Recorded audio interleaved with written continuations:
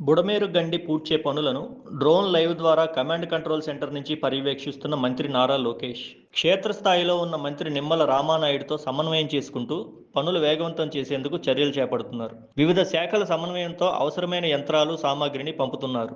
జరుగుతున్న పనులను పర్యవేక్షించిన ముఖ్యమంత్రి చంద్రబాబు నాయుడు గారు. చంద్రబాబుకు డ్రోన్ లైవ్ వీడియో చూపిస్తూ పనులు జరుగుతున్న తీరు, వేగవంతం చేసేందుకు చేస్తున్న ప్రయత్నాలను లోకేష్ వివరించారు. ప్రధానంగా 2, 3 వంతెనల వద్ద పడిన గండ్లపై దృష్టి పెట్టాలని లోకేష్ చెప్పారు. గంట గంటకు పనులను సమీక్షిస్తున్నామని అన్నారు. ఈ 2 చోట్ల నుంచే వరద నీరు అజిత్ సింగ్ నగర్లోకి ప్రవేశిస్తుందని లోకేష్ చెప్పారు. ప్రస్తుతం బుడమేరులో 5,000 క్యూసెక్కుల నీరు ప్రవహిస్తోందని వెల్లడించారు. 8,000 క్యూసెక్కులకు చేరుకునే అవకాశం ఉందన్నారు.